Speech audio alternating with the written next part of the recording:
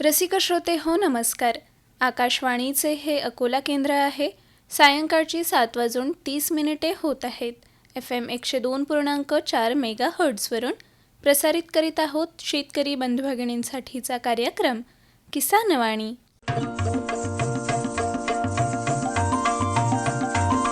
किसानवाणी किसानवाणी किसानवाणी किसानवाणी हिरव्या स्वप्नांची साध्यवाणी प्रगत योगाची वेधवाणी कृषी तंत्राची ही मंत्रवाणी किसानवाणी किसानवाणी किसानवाणी किसानवाणी सफल शेतीची भाष्यवाणी पेरन काढन सांगे वाणी शेती सुखाची आधारवाणी किसानवाणी किसानवाणी किसानवाणी किसानवाणी किसानवाणी किसानवाणी किसानवाणी किसानवाणी किसानवाणी किसानवाणी किसानवाणी किसानवाणी किसानवाणी किसानवाणी किसानवाणी किसानवाणी किसानवाणी किसानवाणी. शेतकरी बंधू भगिनींनो नमस्कार. भारत सरकारच्या कृषी आणि शेतकरी कल्याण मंत्रालयाच्या वतीने प्रायोजित किसानवाणी या आपल्या सर्वांच्या आवडत्या कार्यक्रमामध्ये मी संपदा ढोके आणि मी किशोर कुकडे आपल्या सर्वांचं सहर्ष स्वागत करत आहोत. नमस्कार. संपदा, आज आपल्या किसानवाणीमध्ये शेतकरी बंधूंना काय ऐकवणार? किशोर, आज शेतकरी बंधू भगिनींना आपण ऐकवणार आहोत फोन इन कार्यक्रम प्रश्न तुमचे उत्तर आमचे, ज्यामध्ये हळद लागवड तंत्रज्ञान असा विषय आहे आणि शेतकरी बांधवांच्या प्रश्नांना उत्तरे देण्याकरिता सहभागी तज्ज्ञ आहेत डॉक्टर विजय सखाराम काळे, प्राध्यापक उद्यानविद्या विभाग, डॉक्टर पंजाबराव देशमुख कृषी विद्यापीठ अकोला. शेतकरी बंधूंनो, यासह आपण जाणून घेणार आहोत आजचे बाजारभाव, आजचे हवामान वृत्त, ऐकणार आहोत कृषीवाणी. तर ऐकत रहा आपल्या सर्वांचा आवडता कार्यक्रम किसानवाणी. किसानवाणी किसानवाणी किसानवाणी किसानवाणी. अरे अरे अरे अरे, क्या कर रहा है? इधर इधर इधर, हम बोल रहे हैं तेरे बीजू का. उतला बोल रहा है? हाँ, पक्षियों से तो हम खेत को बचा लेते हैं, पर इन घातक रसायनों से कैसे बचाएं? मतलब? देख बेटा, तू जो ये अंधाधुंध रसायन मिलाता है ना, मिट्टी की सेहत बिगड़ने लगी है. और जब माटी ही कमजोर पड़ जाएगी तो उपज कैसे सेहतमंद होगी? हाँ? अरे पहले ऐसा नहीं था. पूछना अपने बड़े बुजुर्गों से, कैसे फसल लहलहाती थी, शुद्धता झलकती थी. हाँ, माटी भी तंदुरुस्त और लोग भी. अरे अब पहली वाली बात कहाँ? पर अब तो सब यही डाले हैं. सब नहीं, आज भी लाखों जागरूक किसान परंपरागत विधि से फसल उगा रहे हैं. खर्चा कम और उपज की कीमत भी बेहतर पा रहे हैं. सच है? रे बेटे, एक्सपीरियंस से बता रहे हैं, धूप में बाल सफेद नहीं किए हैं. हाँ. ठीक है भाई, मैं भी आज से जैविक खेती शुरू करूंगा. माटी से प्रेम की परंपरा है, परंपरागत खेती. संपदा, आता वेळ झालेली आहे आपल्या कार्यक्रमामध्ये कृषीवाणीची. अगदी बरोबर. तर ऐकूया दैनंदिन कृषीवाणी.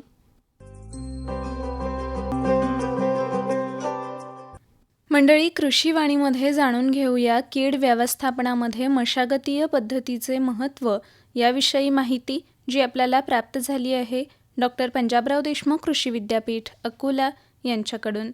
शेतकरी बंधू भगिनींनो, खरीप हंगामामध्ये कीड नियंत्रण हा पीक उत्पादनाचा मुख्य घटक आहे. जाणून घेऊया कीड व्यवस्थापनामध्ये मशागतीय पद्धतीचे महत्त्व याबद्दल. शेतात पिकाची फेरपालट ही जुनी आणि पारंपरिक पद्धत आहे. त्यामुळे किडींना यजमान वनस्पती न मिळण्यामुळे किडींचे नैसर्गिकरित्या नियंत्रण मिळविण्यास मदत होते. पिकाचा हंगाम संपल्याबरोबर पिकांचे अवशेष, कीडक बुंडे, शेंगा, पालापाचोळा इत्यादी नष्ट करण्यासाठी शेतात शेळ्या, मेंढ्या चरायला सोडणे, जेणेकरून किडींच्या अवस्था नष्ट होतील. पिकांचे अवशेष, पराट्या, तुराट्या यांचा पावसाळ्यापूर्वी वापर करून नष्ट कराव्यात किंवा कंपोस्टसाठी वापर करावा. अन्यथा त्यावर किडींच्या विविध अवस्था येऊन पोषक वातावरणात त्यांचा प्रादुर्भाव होण्याची शक्यता नाकारता येत नाही. सर्वसाधारण 3 वर्षातून एकदा खोल नांगरणी करावी, म्हणजे जमिनीत असलेल्या किडींच्या अवस्था जमिनीवर येऊन उन्हामुळे किंवा भक्षक पक्ष्यांद्वारे नष्ट होतील. पहिल्या पावसानंतर शेतांच्या बांध्यावर असलेले तण नष्ट करावे, जेणेकरून किडीची पहिली पिढी तणावर तयार होऊ शकणार नाही. पेरणीपूर्वी शिफारसीनुसार बियाण्याला कीटकनाशके, बुरशीनाशके, रायझोबियम ॲझोटोबॅक्टर यांची बीज प्रक्रिया करून बियाणे पेरावे. घरचे बियाणे वापरायचे झाल्यास बियाण्यास चाळणी लावून कीडक अशक्त बियाणे वेगळे करून त्याची उगवण शक्ती तपासावी आणि त्यानुसार एकरी बियाणे वापरण्याचे प्रमाण ठरवावे. तर शेतकरी बंधू भगिनींनो, आताच आपण कृषीवाणीमध्ये ऐकलीत कीड व्यवस्थापनामध्ये मशागतीय पद्धतीचे महत्त्व याविषयी माहिती, जी आपल्याला प्राप्त झाली होती डॉक्टर पंजाबराव देशमुख कृषी विद्यापीठ अकोला यांच्याकडून. वाचक स्वर संपदा ढोके आणि सादरकर्ते सूरज गोळे यांच्यासह आपण ऐकलीत कृषीवाणी. किसान वाणी, किसान वाणी, किसान वाणी, किसान वाणी. सर्वोत्कृष्ट शेतकऱ्याचा पुरस्कार मिळाला आहे हरीला. हरी आता आपल्या सर्वांना सांगतील आपल्या यशाचं रहस्य. माझ्या शेतकरी बंधू आणि भगिनींनो, आपणही आपल्या शेतात चांगलं पीक घेऊ शकता. ते कसं? बस जेव्हा काही समस्या असेल तेव्हा लगेच लावा हा नंबर 1800-180-1551. हा कोणाचा नंबर आहे भाऊ? शेतकरी कॉल सेंटरचा, जिथे तज्ञ आपल्याला शेतीच्या समस्येवर तोडगा सांगतील लगेच. अहो भाऊ, तज्ञ सारा वेळ थोडाच मिळणार आहे. नक्की मिळेल हो भाऊ. वर्षाचे 365 दिवस मिळेल, ते देखील सकाळी 6 ते रात्री 10 वाजेपर्यंत. पण भाऊ, जास्त वेळ बोलू तर पैसे खूप लागतील. अजिबात पैसे नाहीत. मोबाईलनं किंवा दुसऱ्या फोननं शेतकरी कॉल सेंटरला मोफत कॉल करा. सल्ल्याचेही पैसे नाहीत. 16 आणि खरं. शेतकरी बंधूंनो, शेतीच्या समस्यांवर आपल्या भाषेत लगेच उपाय मिळवण्यासाठी भारतात कोणत्याही फोननं राष्ट्रीय हेल्पलाईन नंबर 1800-180-1551 वर मोफत संपर्क साधा. शेतकऱ्यांचा मित्र शेतकरी कॉल सेंटर. संपदा, मला वाटतं आपण आता मुख्य कार्यक्रमाकडे वळायला पाहिजे. नक्कीच. तर शेतकरी बंधू भगिनींनो, ऐकूया फोन इन कार्यक्रम प्रश्न तुमचे उत्तर आमचे, ज्यामध्ये आज आपला विषय आहे हळद लागवड तंत्रज्ञान आणि आपल्यासह सहभागी तज्ज्ञ आहेत डॉक्टर विजय सखाराम काळे, प्राध्यापक, उद्यानविद्या विभाग, डॉक्टर पंजाबराव देशमुख कृषी विद्यापीठ अकोला. शेतकरी बंधू भगिनींनो, महाराष्ट्रात मसाला पिकांमध्ये हळदीला विशेष महत्त्व आहे. औषधी गुणधर्म, वाढती बाजारपेठ आणि निर्यातीची संधी यामुळे हळद लागवड शेतकऱ्यांसाठी फायदेशीर ठरत आहे. पण अधिक उत्पादन आणि चांगला दर्जा मिळवण्यासाठी योग्य लागवड तंत्रज्ञान समजून घेणे गरजेचे आहे. आणि म्हणूनच आजच्या प्रश्न तुमचे उत्तर आमचे या आपल्या फोन इन कार्यक्रम यामध्ये हळद लागवड तंत्रज्ञान याबद्दल तुमच्या मनातल्या प्रश्नांना उत्तरे देण्याकरिता आकाशवाणी अकोला येथे आमंत्रित तज्ज्ञ आहेत डॉक्टर विजय सखाराम काळे, प्राध्यापक, उद्यानविद्या विभाग, डॉक्टर पंजाबराव देशमुख कृषी विद्यापीठ अकोला. नमस्कार सर.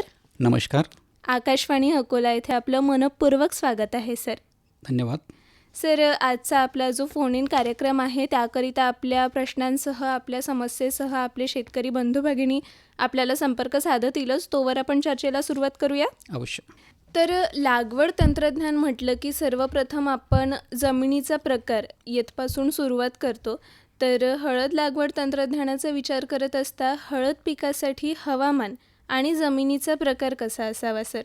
हळद पिकासाठी हवामान हे साधारणतः उष्ण व दमट स्वरूपाचं आवश्यक असतं आणि नशिबाने आपल्या भागामध्ये, विदर्भामध्ये अशा प्रकारचं वातावरण हे उपलब्ध आहे.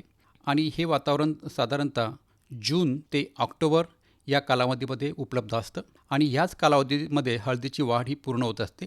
आणि या कालावधीमध्ये वाढ होण्यासाठी जे उष्ण दमट हवामान आवश्यक आहे ते आपल्याकडे आहे. त्यामुळे आपल्या भागामध्ये चांगल्या प्रकारे आपण हळद लागवड करू शकतो. यासोबतच तुमचा पुढचा प्रश्न आहे की जमीन कशी आवश्यक आहे. बरोबर. जमीन यासाठी मुख्यतः ही एक मध्यम स्वरूपाची जमीन आवश्यक आहे, ज्या ठिकाणी पाण्याचा निचरा उत्तम होणे आवश्यक आहे.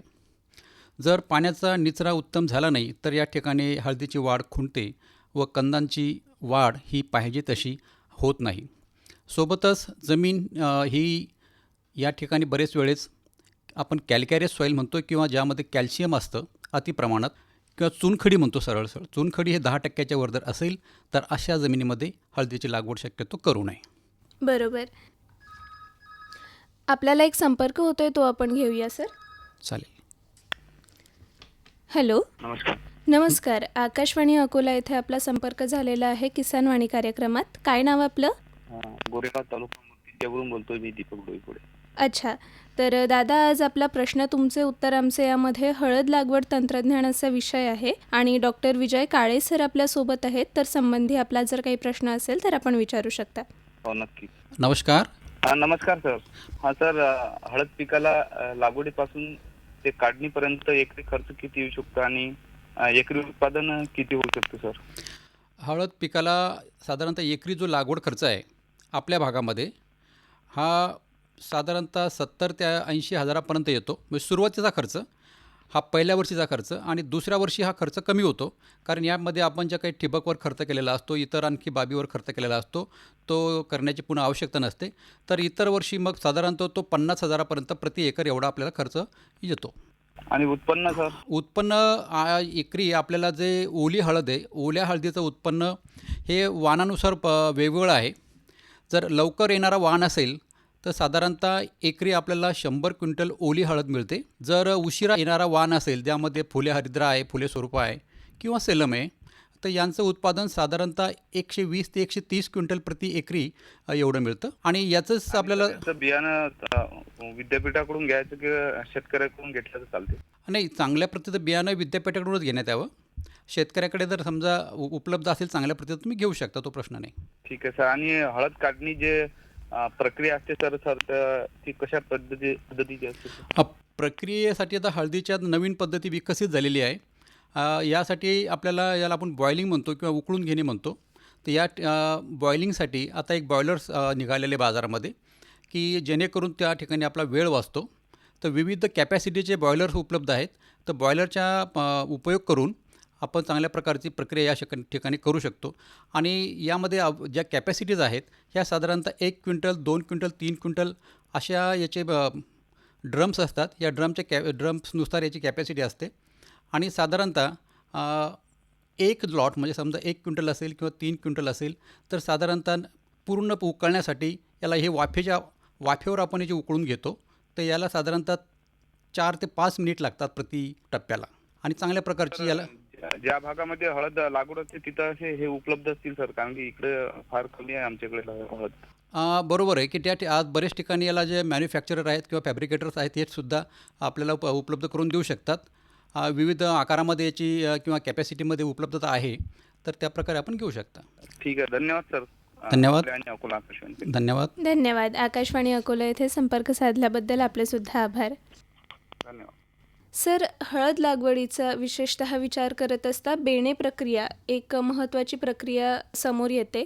तर लागवडीपूर्वी बेणे प्रक्रिया आणि जमीन तयार कशी करावी? अगोदर जमीन कशी तयार करावी हे बघूया. हळदीसाठी साधारणतः आपण भुसभुशीत जमीन असणे आवश्यक आहे असे म्हणतो. याचं कारण असं आहे की याचं जे व्यापारिक उत्पादन आहे म्हणजे कंद आहे, हळकुंड आहेत, हे जमिनीमध्ये परिपक्व होतात आणि त्याच्या वाढीसाठी जमीन ही भुसभुशीत असावी, जेणेकरून हळकुंडांची वाढ चांगली होईल.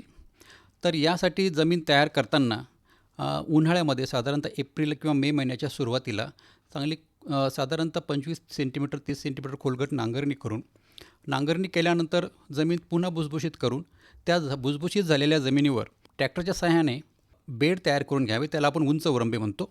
आणि उंच वरंबे झाल्यानंतर उंच वरंबे ज्यावेळेस वातावरणामध्ये बदल होतो, साधारणतः मेच्या शेवटच्या आठवड्यामध्ये किंवा जूनच्या पहिल्या आठवड्यात यावेळेस आपल्याला याची लागवड करणे आवश्यक आहे. अच्छा. आणि बेणे प्रक्रिया याबद्दल काय सांगायचं? लागवडीपूर्वी बेण्याची प्रक्रिया करून घेणे अत्यंत आवश्यक आहे. कारण यामध्ये पुढे समस्या उद्भवते ती मुख्यतः कंद सडणे किंवा त्याला कंदकूज आपण असे म्हणतो. याचं प्रमाण कमी होण्यासाठी आपल्याला प्रक्रिया करून घेणे अत्यंत आवश्यक आहे. या ठिकाणी आपण जे काही रासायनिक प्रक्रिया करतो ते यामध्ये बुरशीनाशक म्हणजे मुख्यतः मँकोझेब याचा उपयोग करतो.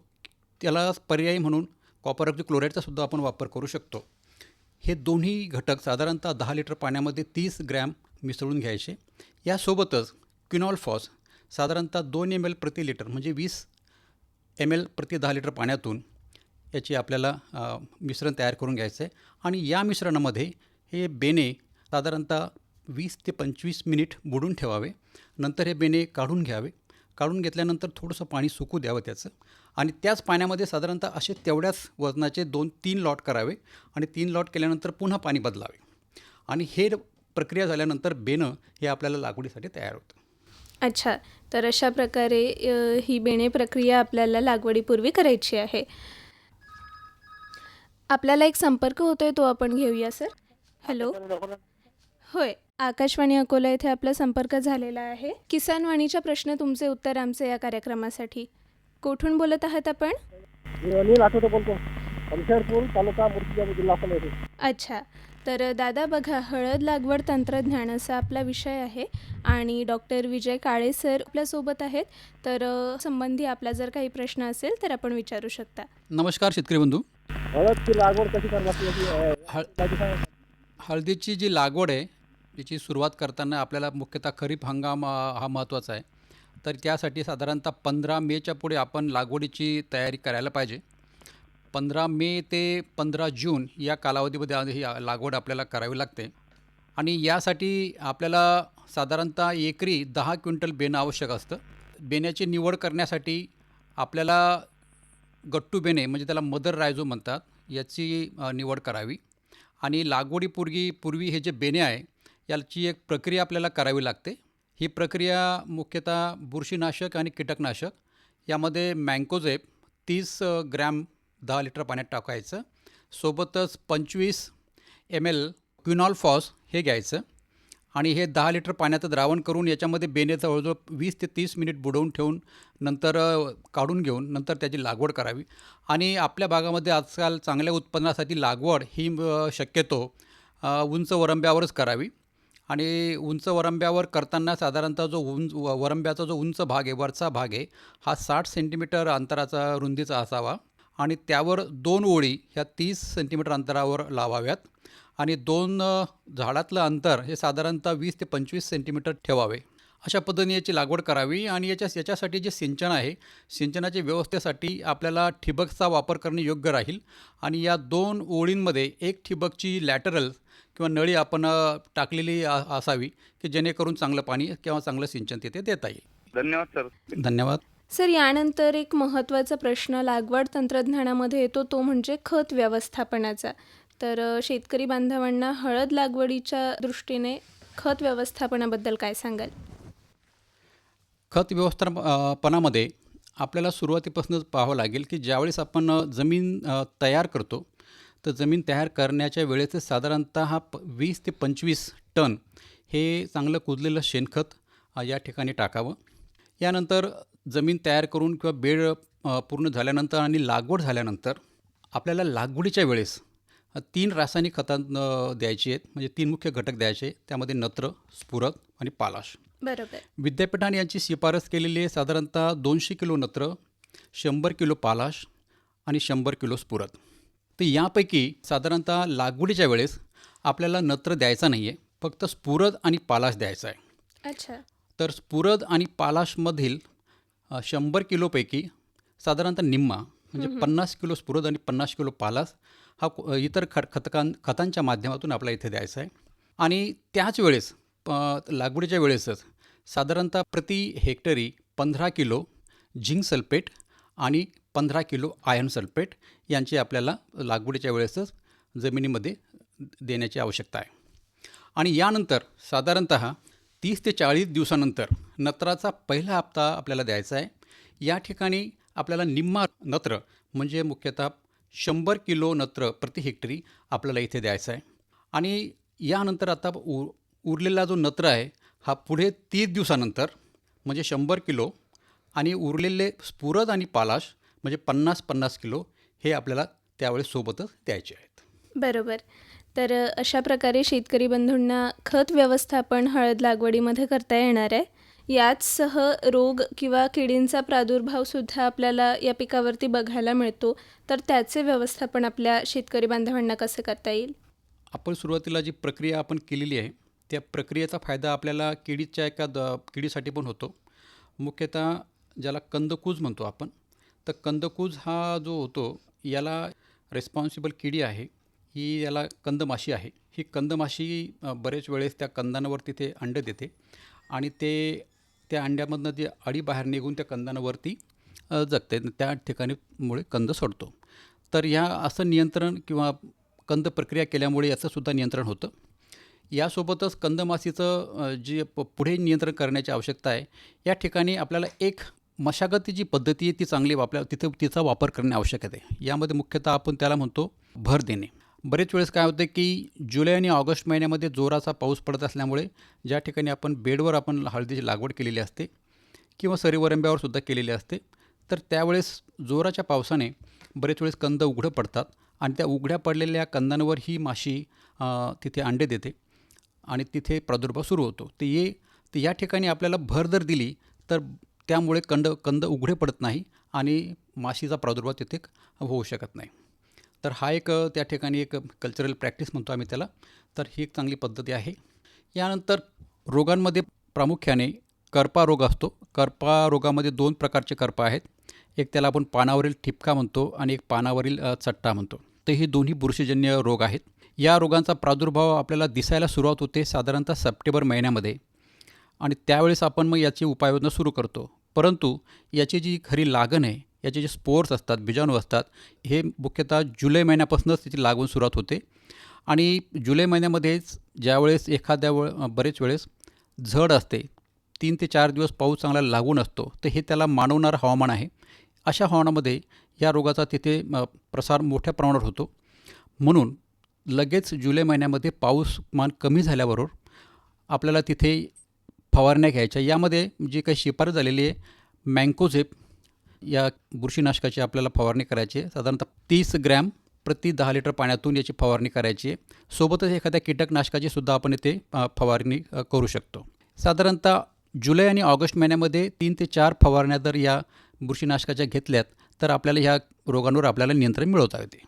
बरोबर. तर आपण आता सांगितल्याप्रमाणे सर आपण सुरुवातीला जी बेणे प्रक्रिया केलेली आहे त्याचा बराचसा फायदा आपल्याला या व्यवस्थापनामध्ये, रोग आणि किडींच्या व्यवस्थापनामध्ये बघायला मिळणार आहे. म्हणतात की शुद्ध बीजापोटी फळे रसाळ गोमटी. तेव्हा आपण शुद्ध बीज बेणे प्रक्रियेद्वारे केलं असल्याने आपल्या रसाळ फळांवरती किडींचा किंवा रोगांचा प्रादुर्भाव आपल्याला तेवढासा बघायला मिळणार नाही. तेव्हा बेणे प्रक्रिया करणं अत्यंत महत्त्वाचं ठरेल. सर, याचसह विचारायला आवडेल की हे जे हळद पीक आहे यामध्ये आंतरपिकाची लागवड आपल्याला करता येते का? हो, निश्चितच. कारण हळद पीक आपण असं म्हणतो की हे अर्ध्या सावलीत येणारं पीक आहे. अच्छा. याला सेमी शेड लिव्हिंग क्रॉपसुद्धा म्हणतात आणि याला सावली मानवते, जे इतर पिकांना मानवत नाही. तर याच अनुषंगाने विद्यापीठाने मागील 2-3 वर्षापूर्वी एक शिफारस केलेली आहे, मुख्यतः आवळा पिकामध्ये हळदीची लागवड. या ठिकाणी आवळ्याचं जे आपण लागवड करतो ही 6x6 मीटरवर आपण लागवड करतो. तर यामध्ये तो 2 ओळीतलं जे अंतर असतं, या अंतरामध्ये आपण बेड पाडून या ठिकाणी आपल्याला हळदीची लागवड करता येते. आणि याचा मुख्य फायदा असा होतो की आपण जो वाण विकसित केलेला आहे पिडकी वायगाव, हा 6 महिन्याचा वाण आहे. 6 महिन्याचा वाण असल्यामुळं हा डिसेंबरमध्ये याला आपण पाणी याचं बंद करतो आणि याचं जानेवारीमध्ये आपण याची काढणी करतो. यामुळे काय होतं आहे की आवळा पिकाची जी बहार ट्रीटमेंट आहे ही बाधित होत नाही आणि आवळ्याचा जी काही फुलधारणा आहे तीसुद्धा बाधित होत नाही. म्हणजे दोन्ही आवळ्यालाही चांगलं उत्पादन येतं आणि आपल्याला तिथे हळदीचंही उत्पादन मिळतं. तर हा एक चांगला असा प्रयोग आढळून आलेला आहे. तर या आवळ्यामध्ये हळदीचं आंतरपीक घेणे अत्यंत योग्य आहे. यासोबतच हळदीमध्ये मिरचीची सुद्धा आंतरपीक म्हणून लागवड करता येते. घेवडा जो पश्चिम महाराष्ट्रामध्ये घेतला जातो त्याचीसुद्धा लागवड करता येते. आणि बरेच वेळेस झेंडू या पिकाची सुद्धा लागवड करतात आणि झेंडू या पिकाची लागवड करताना दुहेरी फायदा आहे. यापासून आपल्याला फुलेही मिळतात आणि झेंडू हे पीक सूत्रकृमींचा ज्या ठिकाणी प्रादुर्भाव असतो तो सूत्रकृमीचा प्रादुर्भावसुद्धा झेंडू पिकाच्या लागवडीमुळे हळद पिकामध्ये कमी होतो. म्हणजे दुहेरी फायदा इथे होतो. तर ह्या पिकांची आपण आंतरपीक म्हणून लागवड केल्यास निश्चितपणे फायदा होईल. अगदी बरोबर. तर अशा प्रकारे दुहेरी फायदा आपल्याला या आंतरपीक पद्धतीने मिळणार आहे. सर, यानंतर आपल्या शेतकरी बंधू भगिनींना सरते शेवटी हळद लागवड तंत्रज्ञानाबद्दल एक संदेश द्यायचा झाला तर आपण काय सांगाल? या ठिकाणी असं म्हणेल की हळद हे पीक आज इतर पिकांची तुलना करता असं दिसून येते की चांगलं उत्पादन देणारं, चांगलं नफा देणारं पीक आहे. म्हणून यासाठी आपल्याला जे काही नियोजन करायचं आहे ते काटेकोरपणे नियोजन करण्यात यावं. त्यामध्ये मुख्यतः बेणे निवडीपासून लागवड पद्धतीचा वापर कसा करावा, त्यानंतर त्या ठिकाणी पाणी व्यवस्थापन, त्यानंतर खतांचं व्यवस्थापन आणि रोग व किडींची व्यवस्थापन ह्या बाबींवर जर आपण लक्ष केंद्रित केलं तर निश्चितपणे आपल्याला चांगलं उत्पादन मिळतं आणि या ठिकाणी जो काही नफा आहे नफ्यामध्ये सुद्धा वाढ होते. बरोबर. सर, आज आपल्या शेतकरी बंधू भगिनींनी आपल्या समस्येसह आपल्याला संपर्क साधला आणि अत्यंत सुंदररित्या आपण त्यांच्या समस्येचे निराकरण केले, त्यांच्या प्रश्नांना उत्तरं दिली आणि आपल्या हळद लागवड तंत्रज्ञान याविषयी अत्यंत विस्तृत सुंदर अशी माहिती आपल्या शेतकरी बंधू भगिनींना आपण दिली. त्याबद्दल आपले आकाशवाणी अकोला आणि आपल्याला ऐकत असलेल्या शेतकरी बंधू भगिनींतर्फे मी आपले आभार मानते. खूप खूप धन्यवाद. धन्यवाद. शेतकरी बंधूंनो, आताच आपण फोन इन कार्यक्रम प्रश्न तुमचे उत्तर आमचे हा ऐकलात. सहभागी तज्ज्ञ होते डॉक्टर विजय सखाराम काळे, प्राध्यापक, उद्यानविद्या विभाग, डॉक्टर पंजाबराव देशमुख कृषी विद्यापीठ अकोला आणि विषय होता हळद लागवड तंत्रज्ञान.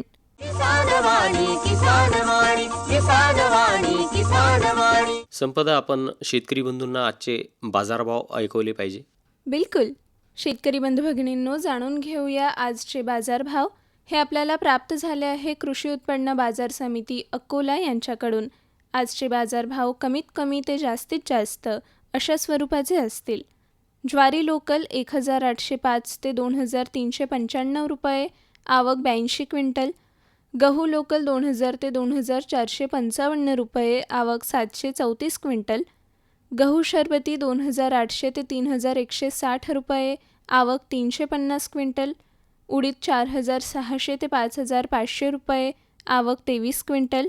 मूग 6500 ते 8155 रुपये, आवक 264 क्विंटल. तूर 6500 ते 8155 रुपये, आवक 1379 क्विंटल.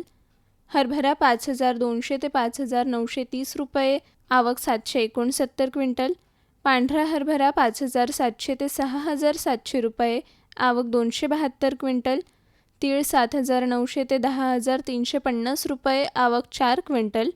मका 1805 ते 1805 रुपये, आवक 18 क्विंटल. एरंडी 4500 ते 4500 रुपये, आवक 1 क्विंटल. आणि सोयाबीन 6105 ते 7355 रुपये, आवक 1776 क्विंटल. तर शेतकरी बंधू भगिनींनो, आताच आपण कृषी उत्पन्न बाजार समिती अकोला यांच्याकडून प्राप्त जाणून घेतले आजचे बाजारभाव.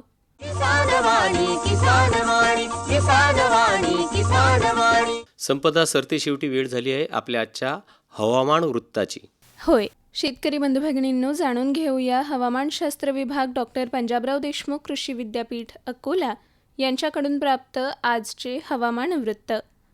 कमाल तापमान 44.8 अंश सेल्सिअस, किमान तापमान 31.8 अंश सेल्सिअस, प्रखर सूर्यप्रकाश 9.5 तास, वाऱ्याचा ताशी वेग 2.8 किलोमीटर प्रति तास. सकाळची सापेक्ष आर्द्रता 32%, दुपारची सापेक्ष आर्द्रता 18%, बाष्पीभवन 12 मिलीमीटर आणि आज झालेला पाऊस 0 मिलीमीटर. शेतकरी बंधूंनो, आताच आपण जाणून घेतले हवामानशास्त्र विभाग, डॉक्टर पंजाबराव देशमुख कृषी विद्यापीठ अकोला यांच्याकडून प्राप्त आजचे हवामान वृत्त.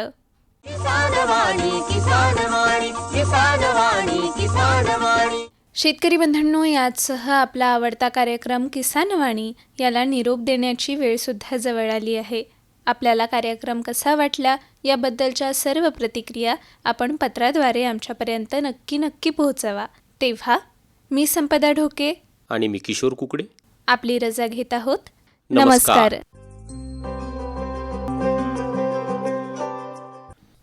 आजच्या किसानवाणी कार्यक्रमाचे सादरकर्ते होते सूरज गोळे.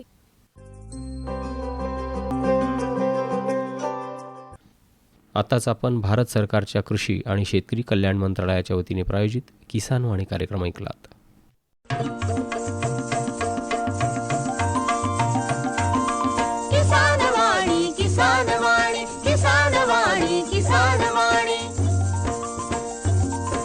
हिरव्या स्वप्नांची साध्यवाणी, प्रगत योगाची वेधवाणी, कृषी तंत्राची ही मंत्रवाणी. किसानवाणी, किसानवाणी, किसानवाणी, किसानवाणी. सफल शेतीची पेरन काढन सांगे वाणी शेती सुखाची आधारवाणी